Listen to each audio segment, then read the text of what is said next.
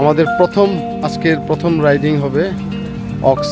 Chiang Mai আমাদের resort থেকে এই মায়াতায়াংয়ের দূরত্ব মাত্র 53 কিলোমিটার, যা আসতে আমাদের সময় লেগেছিল মাত্র 1 ঘন্টার মতো। আমাদের গাইড কথা বলতেছে, এখানকার চেকারের দায়িত্ব যিনি আছেন তার সাথে। সবাই প্রস্তুত?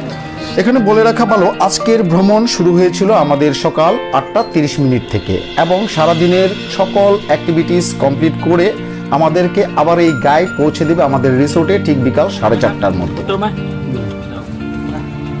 এখানে একটি বিষয় আপনাদের জানিয়ে রাখি, আজকের ভ্রমণটি আমরা একটা প্যাকেজের মাধ্যমে এসেছি, কারণ এখানে যে 4টি অ্যাক্টিভিটিস আমরা করব তাতে একটি ইংলিশ গাইড খুবই প্রয়োজন, যারা পথ প্রদর্শক হিসেবে কাজ করবে।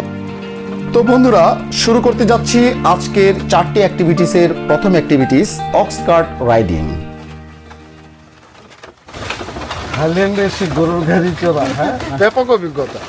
মানে এটা কি বলবো, আমাদের হোটেল থেকে আমাদেরকে নিয়ে এসেছে যে গাইড, এবং গাইডের আন্ডারে আজকে 5টি রাইড প্যাকেজ আর কি। তার ভিতরে প্রথম রাইডিং হচ্ছে গিয়ে এই অক্স রাইডিং। তো বিশাল বিশাল আকারের অক্স দেখতে পাচ্ছেন নিশ্চয়ই। সেই অক্সে করে আমরা এখন কিছুটা গ্রামটা ঘুরবো। আমার ছেলে তো এসব চলে না, আমি ছোটকালে আমার গ্রামে এগুলো চলেছি। তুমি চলো না?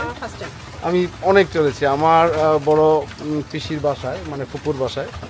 আমার কাজিনদের সাথে হাটে যেতাম, এই 6 কিলো 7 কিলো দূরে ছিল হাট। তো মনে পড়ে গেল আর কি এই গরুর গাড়ি করে, যে থাইল্যান্ডে এসে আমরা চিয়াংমাইতে এরকম একটি অক্স রাইডিং পাবো। হ্যাঁ, ব্যাপক দৃশ্য সামনে।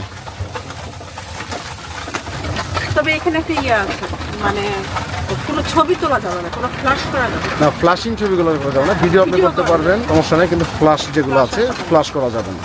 গুড, এই ইনফরমেশনটা দেওয়া জরুরি। সমস্যা আছে। চারিদিকে পাহাড়, আর পাহাড়ের মাঝখান দিয়ে বয়ে গেছে এই রাস্তা। বহমান সড়কের উপর দিয়ে চলছে অক্স রাইডিং। আমরা বলেছিলাম এয়ারপোর্টে থাকা অবস্থায়, ঢাকা এয়ারপোর্টে, যে আমরা থাইল্যান্ডের অফবিট জিনিসগুলো দেখাবো। অফবিট আমরা চেষ্টা করছি অফবিট জিনিসগুলো দেখানোর জন্য। Wow, great experience.